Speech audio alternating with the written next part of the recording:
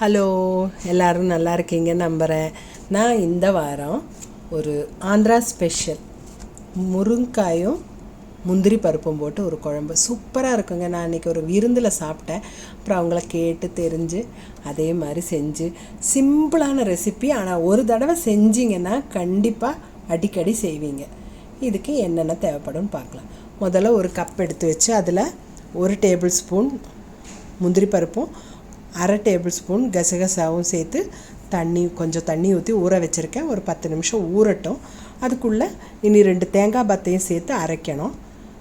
இது கூட இன்னொரு கப்பில் 1/3 கப்பு முந்திரி பருப்பும் தனியாக ஊற வச்சுருக்கேன். அது குழம்புல போடுறதுக்கு தான், அது இருக்கட்டும். ஒரு வடக்கல் அடுப்பில் வச்சு சூடாகும்போது 3 டேபிள் ஸ்பூன் சன்ஃப்ளவர் ஆயில் தான் சேர்த்துருக்கேன். நீங்கள் கடலெண்ணெய் வேணாலும் சேர்த்துக்கலாம், ஒன்றும் ப்ராப்ளம் இல்லை. எண்ணெய் நல்லா சூடாகட்டும். சூடாகும்போது 1/2 டீஸ்பூன் ஜீரகம் போட்டு நல்லா பொரியட்டும். பொரிஞ்சு வரும்போது 2 பெரிய வெங்காயம் பொடியாக நறுக்கி எடுத்திருக்கேன், அதையும் போட்டு நல்லா வதக்கிடலாம். அது கூடவே ஒரு கொத்து கருவேப்பிலை, அப்புறம் கொஞ்சம் உப்பு போட்டோம்னா சீக்கிரம் வதங்கி வரும். அதனால் கொஞ்சம் உப்பும் போட்டு நல்லா வதக்கி எடுத்துடலாம். கொஞ்சம் ஒரு கோல்டன் ஷேடு வரும்போது நம்ம மிச்சம் சேர்க்க வேண்டியதை பார்க்கலாம். இந்த ஓரளவுக்கு கோல்டன் ஷேடு வந்தாச்சு. அது கூட 2 பச்சை மிளகா, நான் 2, எனக்கு காரம் கம்மி தான் வேணும், அதனால் 2 பச்சை மிளகா தான் போட்டிருக்கேன். நீங்கள் வேணால் 3-4 போட்டால் காரம் கொஞ்சம் தூக்கலாக இருக்கும். அவங்க நிறைய காரம் போடுவாங்க, நமக்கு காரம் கம்மி தானே, அதனால தான் கம்மியாக போட்டேன். இதையும் நல்லா வதக்கி அந்த பச்சை மிளகாயோட காரம் எல்லாம் வெங்காயத்தில் இறங்குற வரைக்கும் வதக்கி விட்டது பிறகு 1 டேபிள் ஸ்பூன் இஞ்சி பூண்டு விழுது, அதையும் சேர்த்துட்டு அந்த பச்சை வாசனை போகிற வரைக்கும் நல்லா வதக்கி விட்டுருங்க. அந்த பச்சை வாசனையெல்லாம் இல்லாமல் இருக்கும்போது அது கூட ஒரு 3 தக்காளி சாப்பரில் போட்டு சாப் பண்ணி போட்டிருக்கேன்.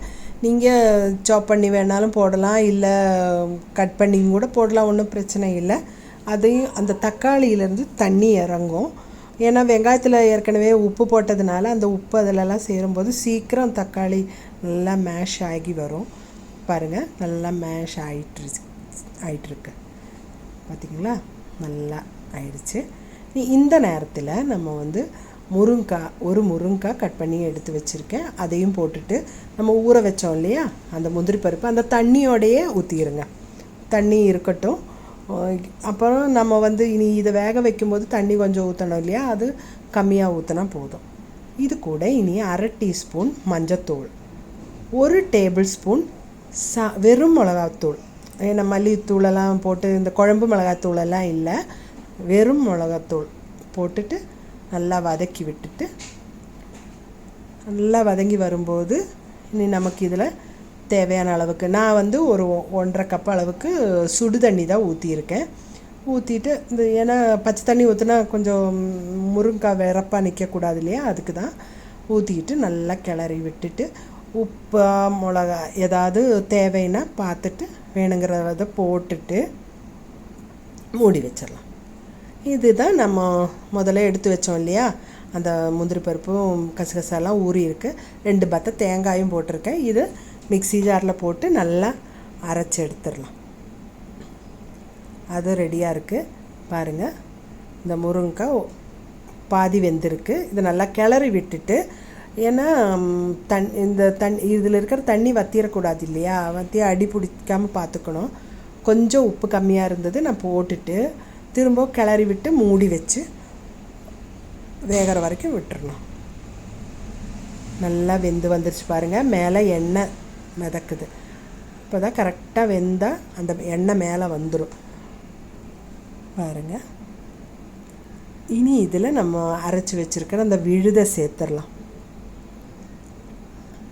விழுதை நல்லா சேர்த்துட்டு நமக்கு எவ்வளோ குழம்பு தேவைப்படுதோ அதுக்கு அளவாக தண்ணி ஊற்றி இந்த மிக்ஸி ஜார் கழுவி ஊற்றும்போது கொஞ்சம் ஊற்றிக்கிட்டு நல்லா கிளறி விட்டுறணும். ஏன்னா முருங்காய் வெந்துருச்சு, அதனால் இனி பச்சை தண்ணி ஊற்றினா கவலைப்பட வேண்டியதில்லை.